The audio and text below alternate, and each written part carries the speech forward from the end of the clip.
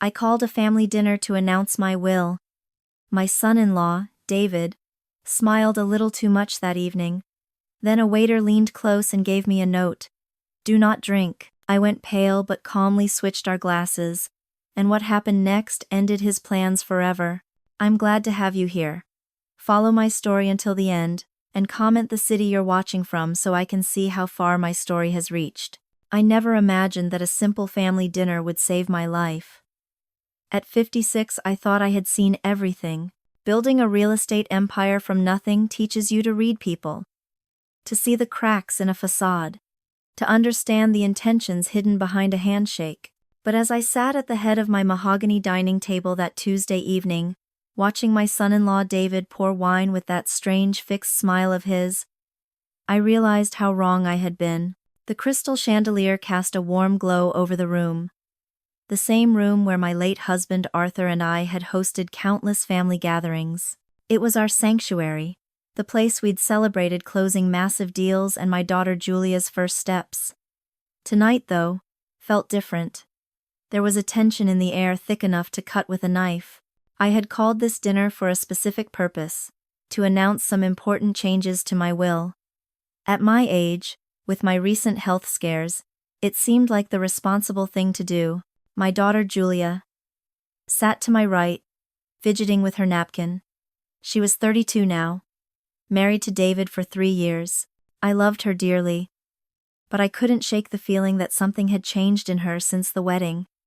She used to be so fiercely independent, a firecracker who wanted to join me in the business. Now, every visit included David, and our conversations had become stilted, formal, as if she were reading from a script he'd approved. David himself was at the other end of the table, playing the perfect host in my house. He was handsome. I had to give him that. Dark hair always perfectly styled, suits impeccably tailored, but tonight, something about his demeanor struck me as odd. He kept glancing at his watch, and every time I mentioned the will, his smile grew wider, more intense. Mom, you really don't need to worry about all this legal stuff right now, Julia said, cutting into her steak. You're healthy. You've got years ahead of you. I almost laughed at the irony. Healthy? For the past 6 months, I'd been battling a series of mysterious symptoms that had doctors scratching their heads. Crippling fatigue that anchored me to my bed, waves of nausea that came from nowhere, and terrifying moments of confusion that fogged my mind. Some days I felt like I was aging 10 years in 24 hours. My entire career was built on a sharp mind. Losing it was my greatest fear. Actually, darling, that's exactly why we need to discuss this, I replied, watching David's reaction carefully. These health issues I've been having, they've made me realize I need to get my affairs in order sooner rather than later. David leaned forward slightly, his blue eyes bright with what I initially mistook for concern. Oh, Eleanor, don't say things like that. You're going to be fine. The doctor said it might just be stress, right? The stress of running the agency. He was right about what the doctors had said. But something in his tone bothered me. There was an eagerness there, barely concealed beneath his sympathetic words. I had read people in boardrooms and negotiations for 30 years. This felt wrong. Well, regardless, I continued, I've been thinking about making some changes. Significant changes. I'm considering adding a new clause regarding the agency's future leadership, tied to certain performance benchmarks. David's hand tightened around his wine glass. What kind of changes? Julia looked between us, clearly uncomfortable. Mom, maybe we should talk about this another time. David's been planning this dinner all week. That caught my attention. David had been planning this dinner. I thought I had called it. But as I replayed the conversation from the previous weekend, I realized he had been the one to suggest the date, the menu, even the wine selection. He had orchestrated this entire evening. No, it's fine, David said quickly, that smile never leaving his face. I think it's wonderful that Eleanor wants to share her plans with family. We're all here for you. Whatever you decide. The way he said, whatever you decide, sent a chill down my spine. It was too accommodating. In my experience, people who stood to benefit from decisions were never this openly supportive unless they already knew something you didn't. I excused myself to use the bathroom, needing a moment. As I walked down the hallway lined with photos of Arthur and Julia, I caught a glimpse of them through the slightly open dining room door. David was leaning close to Julia, whispering something urgently. I couldn't make out the words, but Julia looked uncomfortable, almost guilty. When I returned, David immediately stood up. "Let me refresh your wine, Eleanor. You've barely touched yours." He reached for my glass before I could respond, refilling it with deliberate care. As he poured, I noticed his hands were trembling slightly. "Thank you, dear," I said, raising the glass, but not drinking. "You know, David, you've been so attentive these past few months during my health troubles, bringing me soup when I felt sick, making sure I took my supplements." His supplements were a collection of herbal remedies he'd insisted would help my fatigue. "I really appreciate everything you've done." His smile faltered. "Of course, Eleanor, your family. I just want you to feel better." Funny thing though," I continued, watching him carefully. "I seem to feel worse after some of your visits, especially after that herbal tea you bring. The doctors can't figure out why my symptoms come and go so unpredictably." Julia looked confused.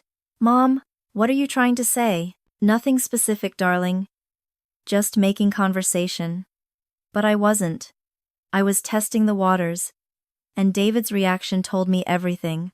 His face had gone pale beneath his tan, and he was gripping the wine bottle so tightly his knuckles were white. Dinner passed in uncomfortable small talk. When the main course was finished, David insisted on bringing out the chocolate torte he had prepared specially. He cut generous slices, serving mine first, adding extra raspberry coulis without being asked. As he handed me the plate, our eyes met, and for just a second, I saw something there that made my blood run cold. It wasn't concern, it was calculation. As the night wound down, David hugged me goodbye, holding on a moment too long.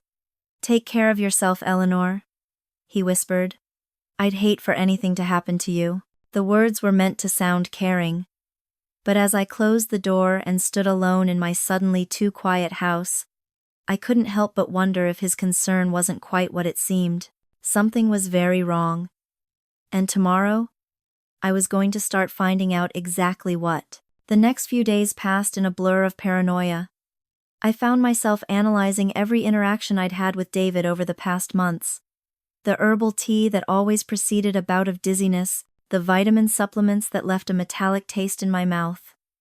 The way he'd isolated Julia, convincing her that my stress required him to manage all my social visits.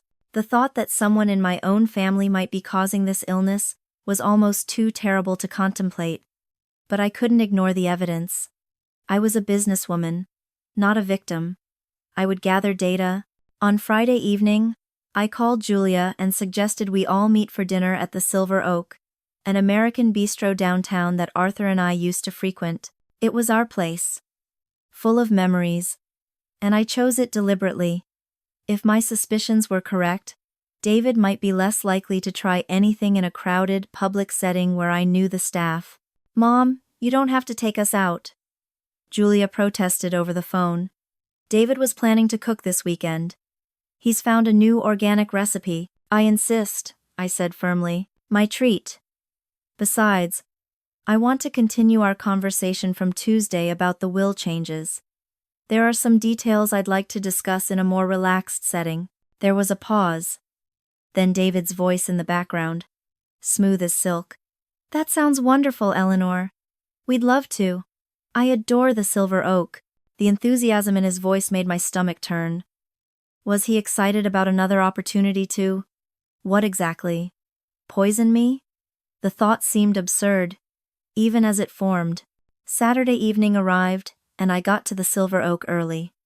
I wanted to choose our table somewhere with good visibility, near the kitchen where the staff would be frequently passing by. Old habits from my real estate days? Always survey the site. Julia and David arrived 20 minutes later. David looked stunning, wearing a navy blue cashmere sweater that probably cost more than my first car. He hugged me warmly, but I found myself tensing at his touch. "Eleanor, you look tired," he said, studying my face with what appeared to be genuine concern. "Have you been sleeping well?" "About as well as can be expected," I replied carefully. "The symptoms come and go." We were seated at a corner table with burgundy leather banquettes. The restaurant was busy, filled with the comfortable chatter of families. Our waiter was a young man named Leo. He couldn't have been more than 25, with dark hair pulled back in a small ponytail, and tired eyes that suggested he was working 2 jobs. As we perused the menus, David kept steering the conversation back to my health and my legal affairs. "So, Eleanor, you mentioned making changes to your will. Have you spoken with Harriet yet?" Harriet Brennan had been handling my legal affairs for over 15 years. "I have an appointment with her next week," I said. "Just want to make sure everything is in order." David nodded approvingly. "That's very responsible of you. Estate planning is so important, especially when someone's health is unpredictable." The way he said unpredictable bothered me. It was too casual, too knowing. When Leo came to take our drink orders, David was quick to speak up. "Eleanor, you should try their house Cabernet. It's supposed to be excellent." "Actually, I think I'll stick with water tonight," I said. "The medications I'm taking don't mix well with alcohol." David's smile tightened almost imperceptibly. "Of course. You have to be careful." Julia ordered a beer. David chose a glass of the house red, and I asked for sparkling water with lemon. When Leo returned with our drinks, I noticed he seemed nervous, glancing frequently at our table. During dinner, David continued to be overly attentive, insisting I try his appetizer, constantly asking if I needed anything. His behavior was starting to feel suffocating. "You know what?" I said suddenly. "I think I will have a glass of wine after all. Just a small one. This water is upsetting my stomach." David's face lit up. "Wonderful, Leo," he called to our waiter. "Could we get another glass of the house red for my mother-in-law?" Leo nodded and headed toward the bar. I watched David's reactions carefully. He seemed more relaxed now. When Leo returned with my wine, he set it down with slightly shaking hands. "Thank you," I said, lifting the glass. But as I brought it toward my lips, something extraordinary happened. Leo, who was clearing away our appetizer plates, leaned close to me, as if reaching for a napkin. He whispered so quietly I almost missed it. "Excuse me, ma'am." Then, even more quietly, "Check your pocket." I froze, the wine glass halfway to my mouth. Leo had slipped something into my jacket pocket so smoothly, I barely felt it. He continued clearing the table as if nothing had happened, but I caught his eye. He gave me the smallest, almost imperceptible nod. My hand trembled as I set the wine glass back down, untouched. "Actually, I think I should stick with water after all. This medication really doesn't mix well. I'd better be safe."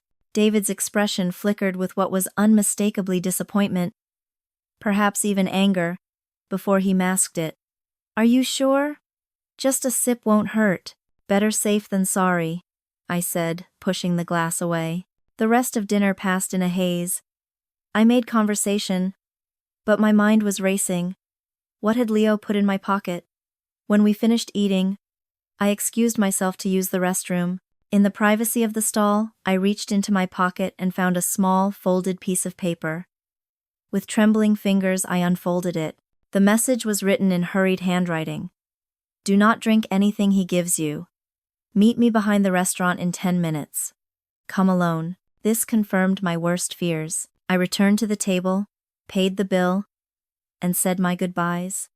After Julia and David drove away, I waited 5 minutes, then walked around to the back of the restaurant. Leo was there, smoking a cigarette with shaking hands.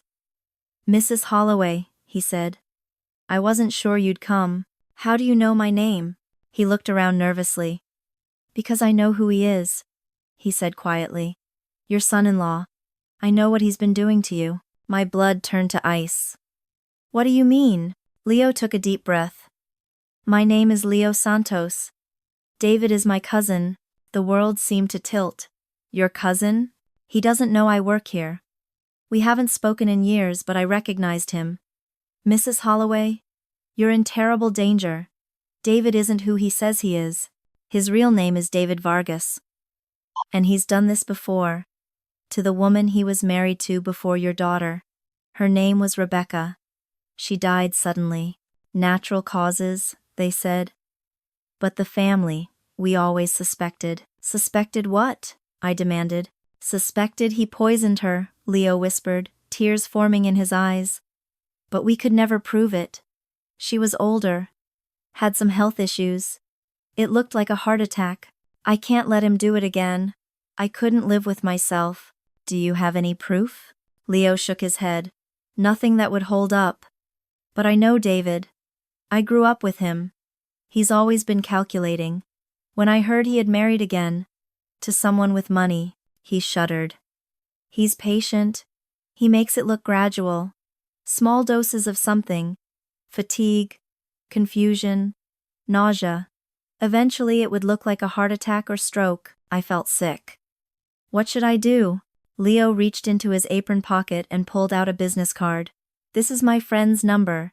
He's a toxicologist, Dr. Julian Walsh. He works with poison control. He might be able to help you figure out what David's been using and how to test for it. I took the card with numb fingers. Thank you, Leo. You may have just saved my life.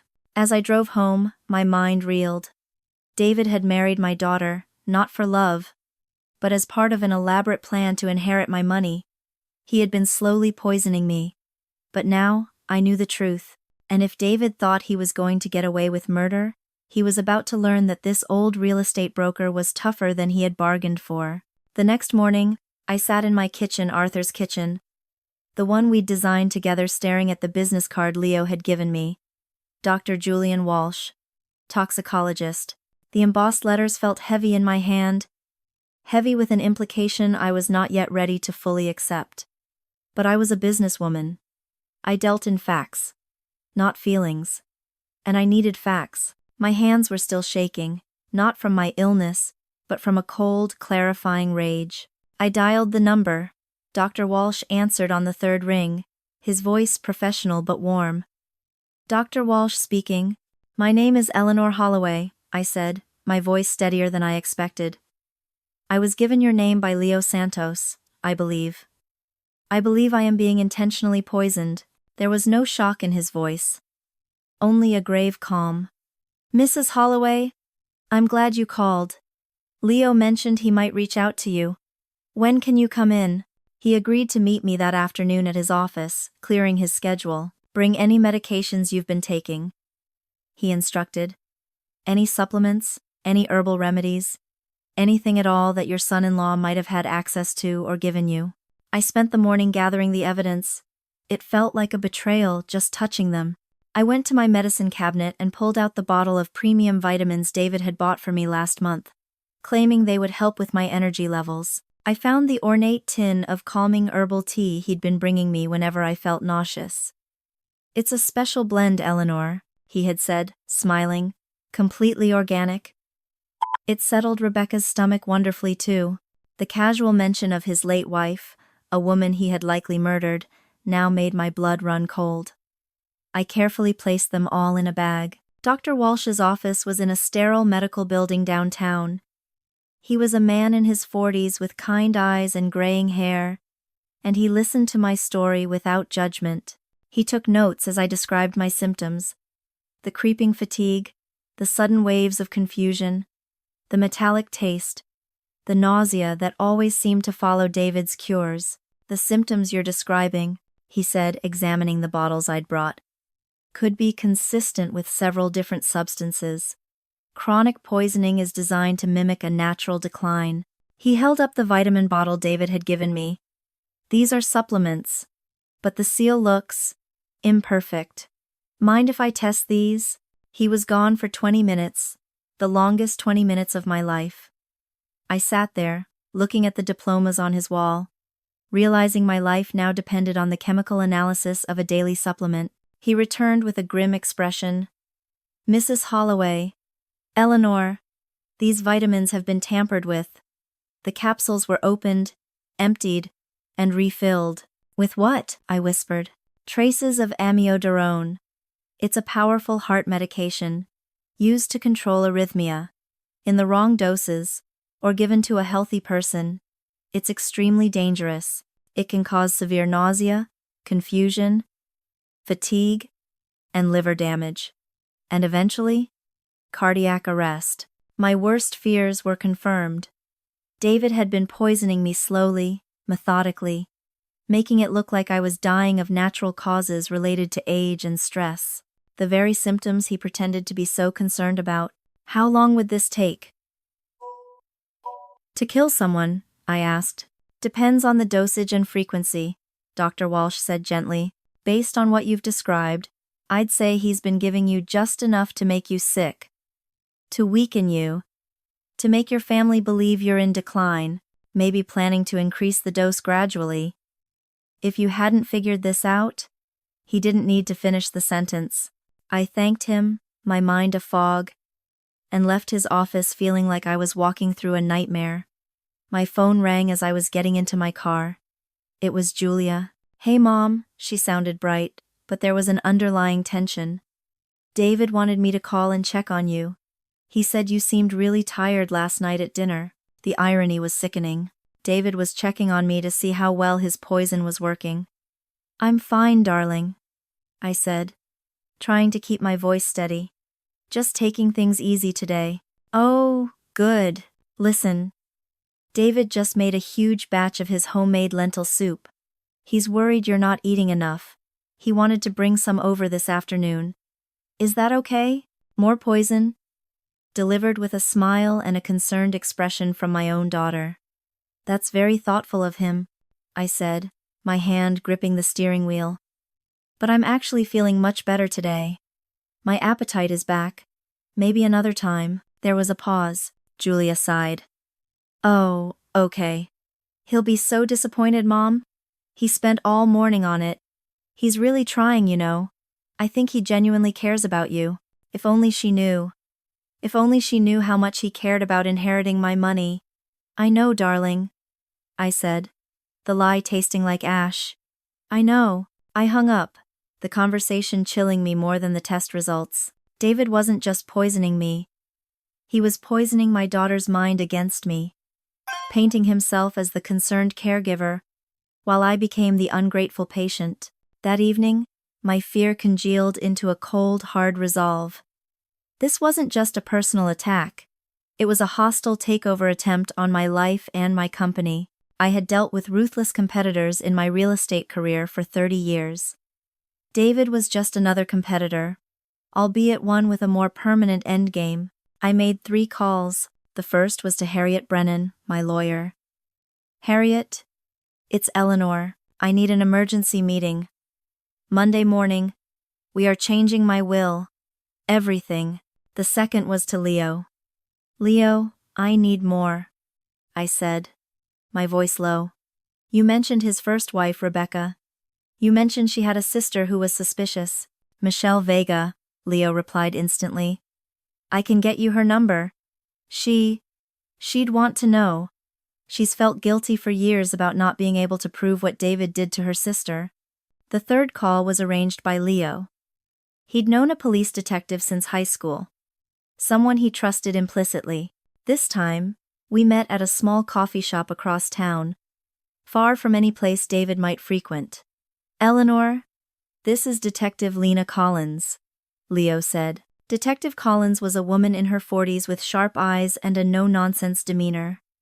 She listened intently as I laid out the story, from my symptoms to Leo's warning to Dr. Walsh's lab results. Mrs. Holloway, she said, setting her coffee cup down. I'll be blunt. Poisoning cases are incredibly difficult to prove. Unless we catch him in the act or find the poison in his possession, his lawyer will argue you contaminated the vitamins yourself. He'll paint you as a paranoid mother-in-law who never liked him. So he could just get away with this? Not necessarily, but we need more than circumstantial evidence. She looked at me. Has he been in your house recently? Does he have a spare key? Yes, I admitted, hating the vulnerability. Julia gave him one, in case of emergencies. That's good, Collins said. He might be keeping his supply at your house. Someplace he can access easily, but we'd need a search warrant, and for that, we need probable cause. The tampered vitamins are a start, but a confession would be better. What if I could get him to confess? I asked. Collins raised an eyebrow. That's dangerous. If he realizes, he won't hesitate. He'll accelerate his timeline or try something more direct. I understand, I said. But he's overconfident. He thinks I'm a confused old woman. Monday morning, I met with Harriet. I systematically dismantled the will that would have left my agency and the bulk of my estate to Julia, and by extension, to David. The new version was ironclad. The company and properties were placed into a foundation in Arthur's name, dedicated to urban renewal. I created a small, protected trust for Julia, with strict clauses that made the principal inaccessible to any spouse. This is quite a change from what we discussed last year, Harriet noted, peering over her glasses. Family circumstances have changed, I said simply. That afternoon, my personal cell rang. It was David.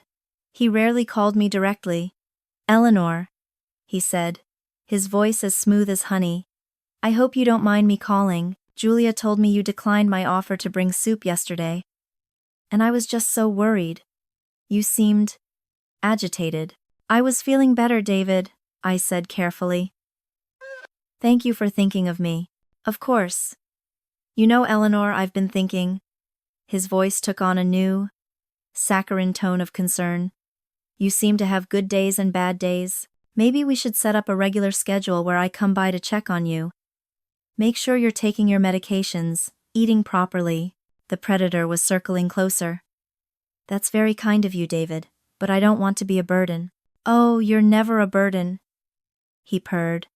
Besides, with all these changes you're making to your will, I just want to make sure you're thinking clearly, that you're not being influenced by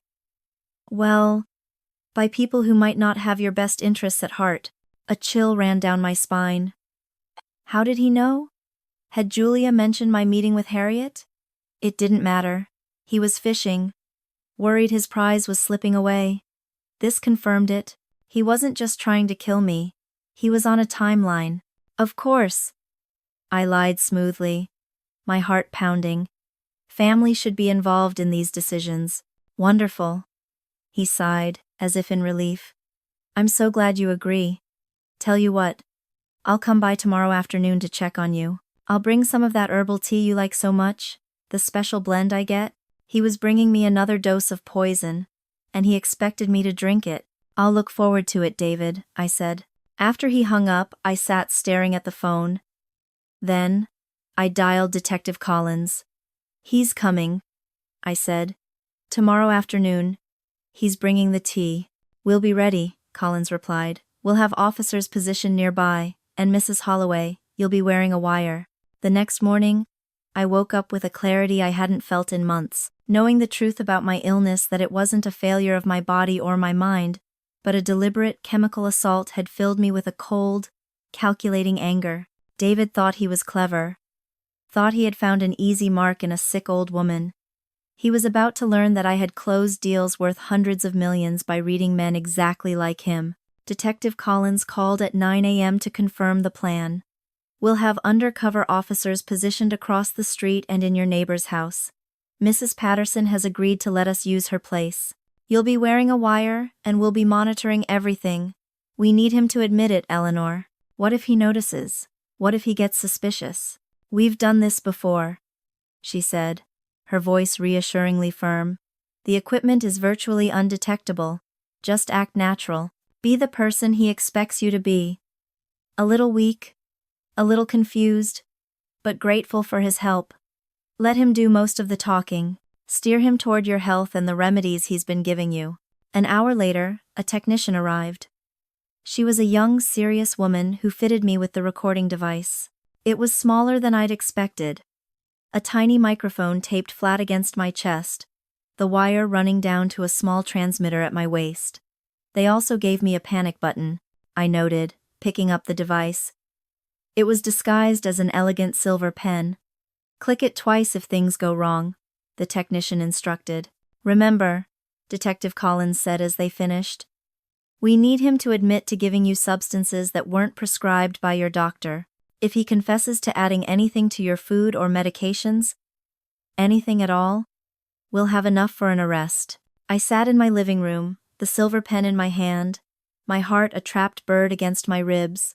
David arrived at exactly 2 p.m. He was carrying a shopping bag and wearing that bright, artificial smile I now recognized as his mask. Eleanor, you look so much better today, he said, kissing my cheek as he came inside. The scent of his expensive cologne was suffocating. I brought some groceries, he announced, and that special tea I mentioned. You're too kind, David, I said, my voice intentionally a little shaky. You really don't need to go to all this trouble. Nonsense, it's my pleasure. He bustled into the kitchen, and I followed, my every sense on high alert. Besides, he said, unpacking the bag, I know how much this tea helps with your stomach problems. He had brought crackers, soup, and a bottle of what looked like some kind of health tonic. What's that? I asked, pointing to the dark bottle. Oh, this is wonderful. David's eyes lit up. It's a natural energy supplement.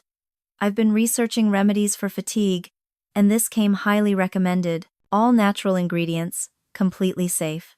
I'll bet, I thought grimly. Safe for you. He began preparing the tea, humming softly. He seemed completely at ease, confident in his routine. As the water boiled, he chatted about Julia, about his work, about plans they were making for the future.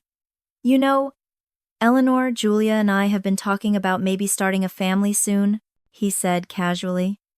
Of course, we want to make sure we're financially stable first. It's so expensive to raise children these days. I'm sure you'll figure it out, I said, wondering if he was planning to use my inheritance to fund his family plans. Well, we're hoping we won't have to worry about money too much longer, he said with a meaningful look. Julia will inherit your agency eventually, and of course, there's your life insurance and savings. There it was. You and Julia have discussed my financial situation. David blushed prettily, as if embarrassed. It's just that Julia worries about taking care of me if anything happened to her, and naturally she assumes that if something happened to you. He trailed off, looking appropriately sad. The tea kettle whistled. He poured the hot water over the tea bag he'd placed in my favorite mug. I watched carefully as he prepared it, looking for any additional substances. He stirred in honey. There you go, he said, handing me the steaming mug. This should help you feel better. I took the mug, the heat warming my cold hands. I didn't drink. David, can I ask you something? You've been so attentive, bringing me vitamins, this tea. Where did you learn so much about caring for someone with health problems? His smile didn't waver. Oh, I've always been interested in natural health. My grandmother was very knowledgeable about herbs. Is that where you learned about the vitamins you brought me? The ones that are supposed to help with energy? Exactly, he said. A little too quickly.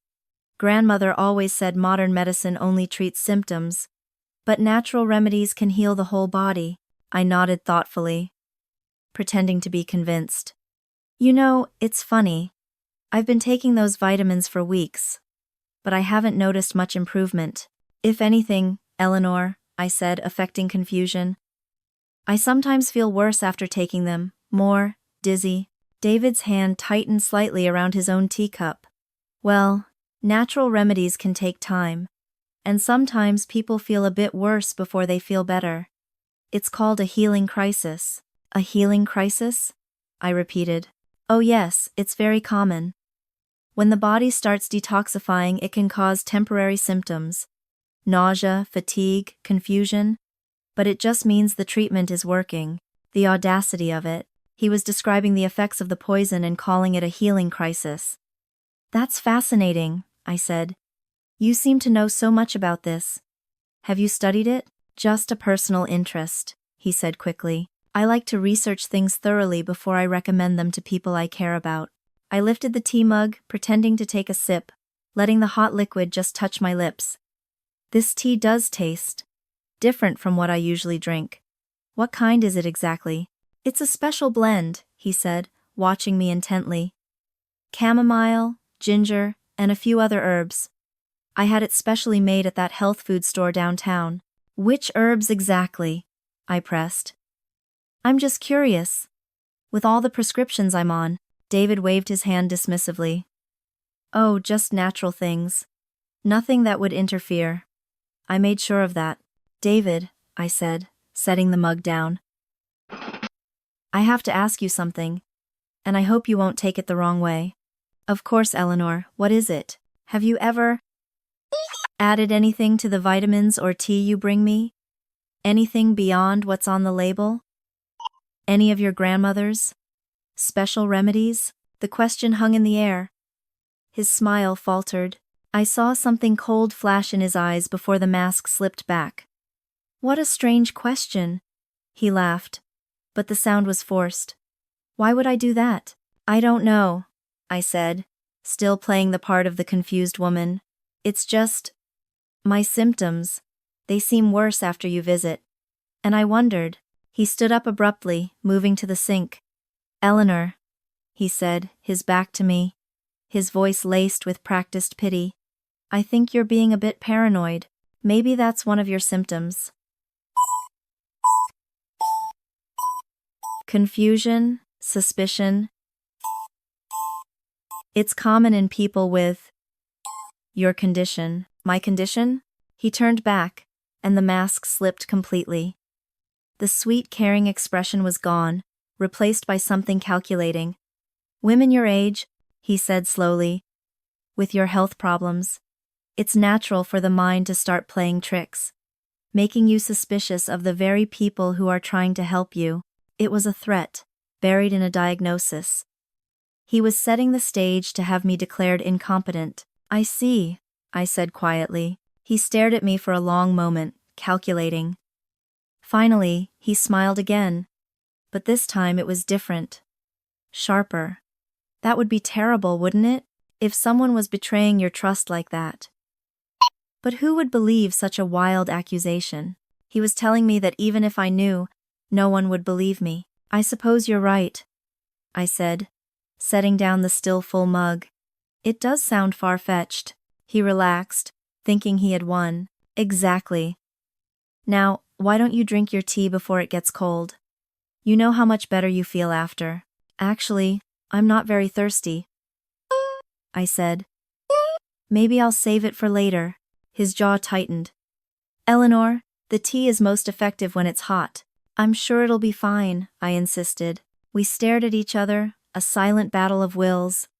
Finally, he forced another smile. Well, I suppose I should get going. Julia will be home soon. Thank you for the visit, I said, walking him to the door. Don't forget to drink it, he said, gripping my arm just a little too tightly.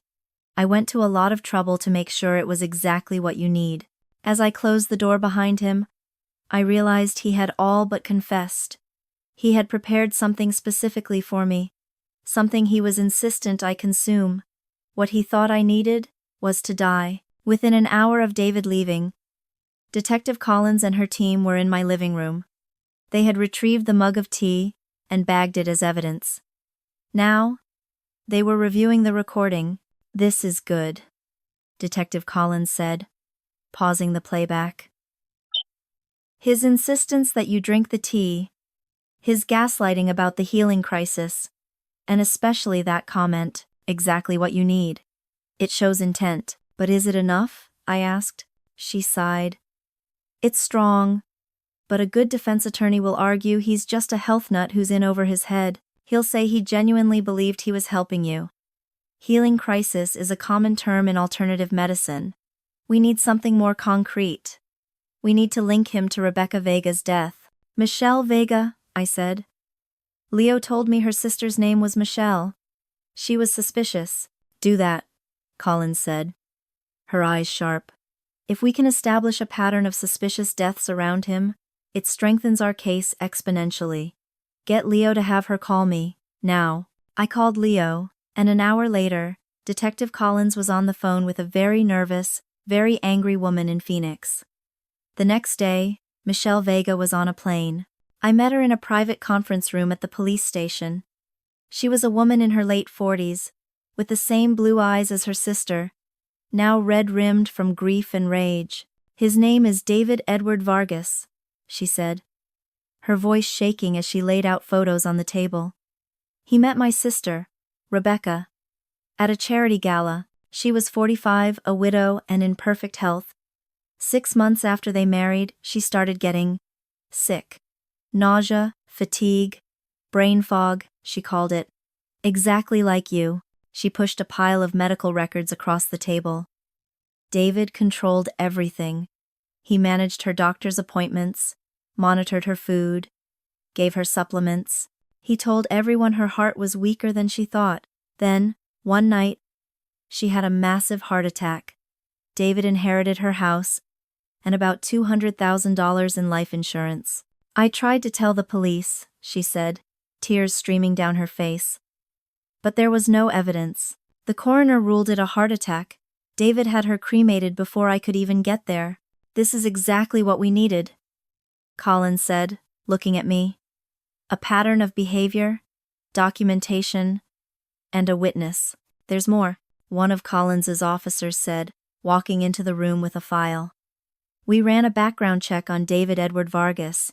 He's been married 4 times, not 2. My blood ran cold. His first wife died of sudden heart failure at 52. His second divorced him, citing emotional cruelty and attempts to control her medication. Rebecca was his third. Julia is his fourth. He wasn't just a murderer. He was a serial predator. How did he meet Julia? I asked, my voice barely a whisper. That's interesting, the officer said. He took a job as a barista at the coffee shop near her office about 6 months before they started dating. According to the manager, he asked specifically about the schedules of certain customers. He was hunting, Mrs. Holloway. He targeted your daughter deliberately, to get to you and your agency. The thought of this monster stalking my daughter, studying her habits, planning his approach, made me sick with rage. Julia thought she'd had a meet-cute. In reality, she'd been caught in a trap. Just then, my phone rang. It was Julia. I looked at Collins, who nodded. I put it on speaker. Mom? Are you okay? Her voice was tight with worry. I'm fine, darling. What's wrong? It's David. He's been acting strange ever since his visit yesterday. He keeps asking if you seemed sick or confused when he saw you. He's convinced that you're getting worse, that your mind is starting to go. The pieces clicked into place. David knew I was suspicious. He was accelerating his timeline. Mom, Julia continued, her voice breaking. He wants me to talk to you about getting some help. You know, someone to check on you full time. He's even talking about power of attorney, to protect you. He was laying the groundwork to have me declared legally incompetent. If I started making accusations, he could dismiss them as the confused ramblings of a sick old woman. I feel fine, Julia, I said firmly. That's what worries him, she cried. He thinks you're having good days and that the bad days are getting worse. He's so concerned, Mom. I appreciate his concern, I said, bile rising in my throat. I hung up and looked at Collins. He's panicking, Collins said. He knows you didn't drink the tea. He's shifting to plan B. Discredit you. This means he's going to try to finish what he started, and fast. We're going to set up a sting operation. Based on his pattern, he's going to try to give you a massive, final dose. Collins outlined the plan. It was terrifying. I would have to call David, not as a suspicious mother-in-law, but as a terrified, dying woman. The idea is to get him to bring a large enough dose to cause serious harm or death, Collins explained. If he thinks you're desperate and willing to take whatever he gives you, he might get careless. And if he does, we'll arrest him the moment he hands it to you. With Michelle's testimony and this final act, we'll have a solid case. That evening, I sat in my living room, the police team hidden, my hand shaking as I dialed my daughter's husband. He answered on the first ring. David? I made my voice weak, shaky, catching it with a fake sob. David, I'm so sorry to bother you, but I'm feeling terrible. Worse than I've felt in months. I'm scared. I'm scared something's really wrong. Eleanor? His voice was sharp, alert. What's happening? What are your symptoms? Nausea, I gasped. Dizziness. My chest. It hurts. I tried to call my doctor, but it's after hours. I don't know what to do. There was a pause. I could hear him calculating. Have you been taking the vitamins I brought you? Yes, but they don't seem to be helping. I feel worse, David, just like I said. That's because your body is fighting the healing process, he said smoothly. You need something stronger. I have that. That tonic I showed you. It's more concentrated. Could you bring it? I pleaded. Please, David. I'm really scared. I feel like I might be having a heart attack or something. Of course, he said, his voice dripping with fake concern. I'll be right there. In the meantime, try to stay calm. And Eleanor, don't call anyone else. We don't want to panic Julia unnecessarily. If you're feeling better after you take the tonic, there's no need to worry her. He was making sure I would be alone. Thank you, David, I whispered. I don't know what I'd do without you. That's what family is for, he said. And I could hear the satisfaction, the triumph in his voice. I'll be there in 20 minutes. I hung up. Detective Collins and her team took their positions. This time, they would be inside the house, hidden in the basement and the upstairs bedroom. I sat in my living room, waiting for my son-in-law to arrive with my execution. After months of feeling weak, I finally felt strong. David had picked the wrong victim. I hung up the phone, and the house fell into a profound, electric silence. The only sound was the ticking of the grandfather clock in the hallway, each second hammering home the reality of what was about to happen. Detective Collins and her team, all in dark tactical gear, had materialized from their vehicles and slipped into my house with silent, professional speed. 2 were in the basement, 2 in the upstairs bedroom. Collins and another officer were in the kitchen, just out of sight of the living room, monitoring the feed from the wire taped to my chest. I sat in my living room, the silver panic button pen on the side table next to me, my hands folded in my lap. I was no longer a victim. I was the bait. My mind raced, not with fear, but with a cold, clear resolve. I thought of Julia, my beautiful, trusting daughter, who was at this very moment worried about her caring husband. The truth would destroy her world. This thought was the most painful part of the entire ordeal. But I was a mother, and like any mother, I would burn down the world to protect my child, even if the person I was protecting her from was the man she loved. David had orchestrated this. He had stalked my daughter, poisoned my body, and planned to steal my legacy. This was not just an arrest. This was pest control. 23 minutes later, headlights swept across the living room window. My heart leaped into my throat. Collins's voice crackled, impossibly small, in a hidden earpiece. He's here. Stay calm, Eleanor. Let him lead. We are right here. A sharp knock on the door. I took a deep breath, forcing weakness into my limbs, and walked slowly to open it. David stood there, his face a mask of exaggerated concern. Oh, Eleanor, you look terrible, he said, rushing inside. He was carrying a small black leather satchel. David, thank you for coming, I whispered, leaning against the doorframe as if I might fall. I've been feeling worse since I called. The chest pains.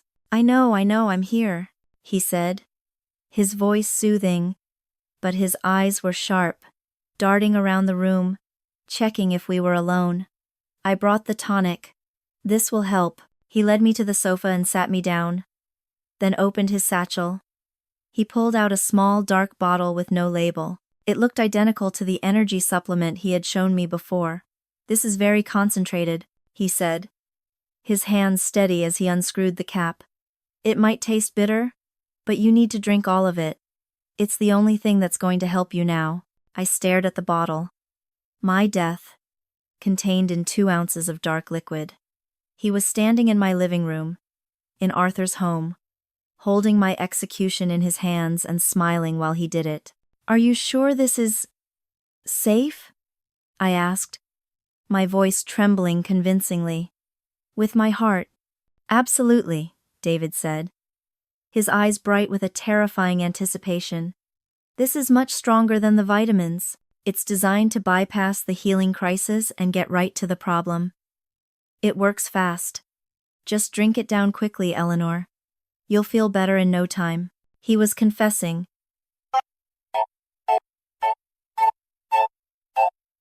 He was admitting it was stronger, different, and that it worked fast. He handed me the bottle. My fingers brushed his. His skin was warm. I lifted the bottle, my hand shaking. I looked at the dark liquid, then up at his face.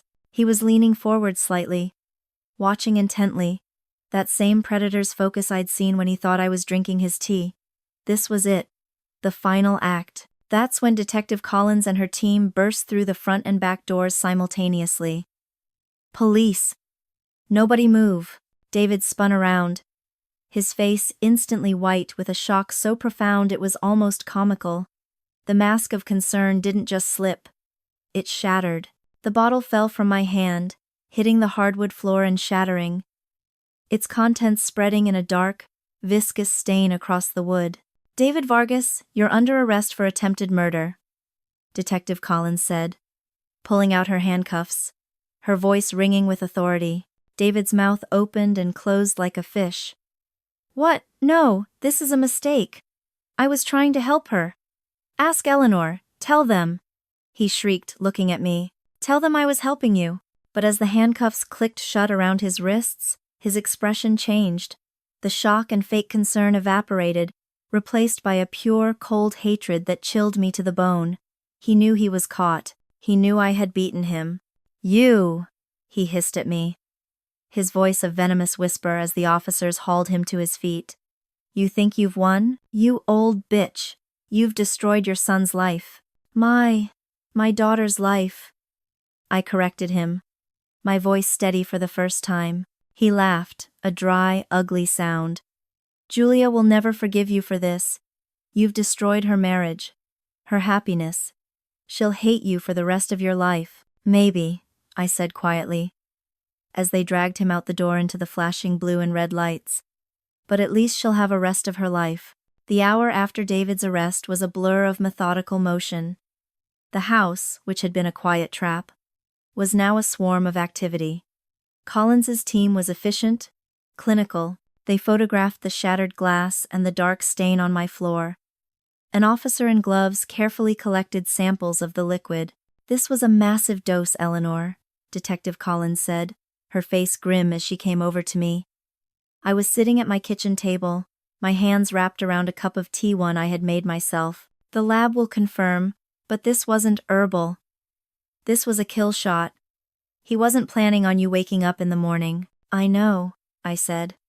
The adrenaline was fading, leaving behind a deep, bone-weary exhaustion and a new, creeping dread. The easy part was over. Now, I had to tell my daughter.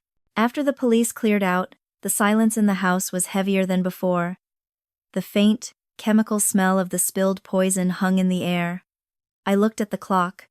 It was almost 10 p.m. I couldn't do this over the phone. I called Julia. Darling, I said, my voice gentle. I need you to come over. Now. Mom? What's wrong? Her voice was tight with worry. I've been trying to call David, but his phone's going straight to voicemail. Did something happen to him? Is he with you? Just come over, Julia, I said. Please. We need to talk. And come alone. The drive over must have been agonizing for her. 45 minutes later, her car screeched into the driveway. She ran to the door, her face pale, her eyes wide with panic. Mom? What's going on? Where is David? Is he okay? I led her into the living room, the same room where her husband had been arrested. I sat her down on the sofa, a safe distance from the dark stain on the floor. Julia, I began, taking her hands. He's been arrested. Arrested? She recoiled, pulling her hands away. What for? What are you talking about, Julia? I need you to listen to me very carefully, I said, my voice as steady and compassionate as I could make it. And then, like I was presenting a closing argument, I told her everything. I started with the dinner at the Silver Oak. The strange tension, the way David pushed the wine. I told her about Leo, the waiter, and the note he slipped into my pocket. I told her his real name was David Vargas. No, she whispered. That's not true. I kept going. I told her about Leo's story, about David's previous wife, Rebecca, who had died of a heart attack. I told her about Dr. Walsh, the toxicologist, and the tests on the vitamins he'd been giving me. They weren't vitamins, darling. He was poisoning me. He was giving me amiodarone, a heart medication, trying to make my body fail. No, Mom, stop. Julia stood up, pacing, her hands in her hair. This is insane. You're lying. You never liked him. You're trying to frame him because you want to control my life. I wish I were, I said softly, my heart breaking. I told you I was changing my will. He knew. He was worried his inheritance was at risk. We weren't even supposed to inherit that much. She yelled. You always said you were leaving most of it to charity. I winced. That's what I told everyone. But my actual will, the one he somehow found out about, left everything to you. The business, the properties. Over $3 million. Julia sank back into the chair, the full weight of his betrayal hitting her. $3 million. He married me. For $3 million. I'm sorry, Julia. I wish I could have protected you from this. The next few hours were devastating. She cycled through every stage of grief in a terrible condensed loop. Denial. The tests were wrong. Leo is lying. Anger. How could you do this? You set him up. And finally, a grief so profound it broke my heart. She wasn't just losing her husband, she was realizing the man she loved never existed. How did I not see it? She kept asking, tears streaming down her face. How could I live with someone for 3 years and not know who he really was? Because he's a professional, darling, I said, pulling her into my arms as she finally broke. This is what he does. He studies his targets, learns exactly what they want to hear, and becomes that person. You fell in love with an illusion he created specifically for you, to get to me. Detective Collins stopped by later that night. She had an update. The lab confirmed it, she said, looking at Julia with sympathetic eyes. A concentrated mixture of amiodarone and several other cardiac drugs. Enough to kill 3 people. There's no doubt, Mrs. Holloway. He brought that here tonight to kill your mother. Julia just stared at the dark stain on the floor. The physical evidence of the lie she had been living. The man she'd been defending, the man she'd loved, had tried to murder her mother. The illusion was shattered. David's trial took place 8 months later. Those months were a crucible for Julia. She moved in with me, unable to stay in the apartment she had shared with him, a space now tainted by his lies. Every object, every memory, was a potential betrayal. She went to therapy, grappling with the profound guilt and shame of having been so completely deceived. How did I not see it, Mom? She would ask me late at night, her voice hollow. How could I have loved a monster? Because he was a professional, I told her, time and time again. This is what he does. You fell in love with an illusion he crafted just for you. Your trust wasn't a weakness, Julia. It was what he exploited. David pleaded, not guilty. His defense strategy was exactly what Detective Collins had predicted. He was a loving husband, a practitioner of alternative medicine, and I was a controlling, paranoid mother-in-law who had framed him to break up his marriage. The trial was the most difficult boardroom presentation of my life. I took the stand, not as a grieving woman, but as the CEO of my own survival. I testified about my symptoms, the healing crisis tape, and the final night when he had brought the concentrated poison, his eyes bright with anticipation. His defense attorney tried to paint me as senile, confused. I looked at the jury and said, I have built a real estate empire by reading people's intentions. His intention was to kill me. The most damaging testimony came from Michelle Vega. She flew in from Phoenix and took the stand, her voice shaking but strong as she told the jury about her sister Rebecca. She described the exact same symptoms, the same timeline, the same obsessive control over medication and food, the same sudden heart attack. When she finished, the jury was looking at David not as a health enthusiast, but as a predator. Then came the forensic accountants. They showed a clear, sickening pattern. David Edward Vargas would research wealthy, older women, or women with wealthy parents. He would engineer a chance meeting. He would establish a relationship, and then systematically poison them while positioning himself to inherit their assets. They had found his research on me, on my assets, dating back 3 months before he ever bumped into Julia at that coffee shop. David maintained his innocence, even taking the stand in his own defense. He cried, claiming he was framed, that he loved Julia more than life itself. But on cross-examination, the prosecutor played the recording from the sting. It works fast, David's voice echoed through the courtroom. Don't call anyone else, we don't want to panic, Julia. His mask of charm melted under the pressure, revealing the cold, calculating hatred beneath. The jury deliberated for less than 3 hours. David Edward Vargas was found guilty of attempted murder, conspiracy to commit murder, and fraud. Because of the multiple victims and the premeditated nature of his crimes, he was sentenced to life in prison without the possibility of parole.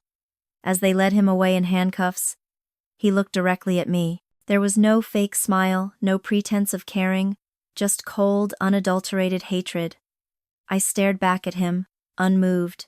I hadn't destroyed his life. He had. The months following the trial were difficult, but Julia began to heal. The truth, as brutal as it was, had set her free. She started working with me at the agency, her old fire returning. She was sharp, intuitive, and, like me, she had learned to see the intentions behind the smile. A year after David's conviction, she met someone new. Michael was an architect, kind and genuine in a way that was completely different from David's calculated charm. He was quiet where David was loud, transparent where David was secretive. He knew everything that had happened, but he didn't let it define how he saw Julia. He's the real thing, Mom, she told me, bringing him to dinner for the first time. I can tell, because he's not trying to impress me. He's just himself. As for me, my health returned completely. The mysterious symptoms that had plagued me for months disappeared, leaving me with more energy than I'd had in years. I made those changes to my will, real changes this time. I left a substantial sum to Julia and Michael. Enough for their security, but not enough to attract another David. The rest, the agency and my properties, went into a foundation in Arthur's name, providing legal assistance to families who suspected their loved ones had been murdered but couldn't afford to investigate. 2 years after the conviction, I received a letter from a woman in Oregon. Her husband had died under suspicious circumstances, and his new, younger wife had inherited everything. His symptoms sounded familiar. I forwarded the letter to Detective Collins, who had been promoted to lieutenant. Within 6 months, they had gathered enough evidence to charge the woman with murder. You know, Collins told me, over coffee, David's conviction led to changes in how we investigate suspicious deaths. There's a whole new protocol now for cases involving older spouses who die suddenly after a new marriage. They call it the Vargas Protocol. Good, I said. Maybe that will save some other family. On a quiet Tuesday evening, almost exactly 3 years after David first tried to poison me at that family dinner, I sat in my garden reading a letter from Julia. She and Michael had gotten engaged. They wanted to have the wedding at my house, in the same backyard where Arthur and I had hosted so many happy gatherings. I want to start our marriage in a place where love won and evil lost, Julia had written. As I folded the letter, I felt a deep sense of peace. David had tried to take everything from me. My life, my daughter, my legacy. Instead, he had lost everything himself. The wedding was beautiful. Julia and Michael exchanged vows under the old oak tree. There were no secrets, no hidden agendas. During the reception, I watched my daughter dance with her new husband, truly happy. David was in prison, where he would spend the rest of his life, and I was alive, healthy, and surrounded by the family I had fought so hard to protect. Justice hadn't been easy, but it had been final. For the first time in years, I slept peacefully, knowing that sometimes, when good people refuse to give up, the right side really does win.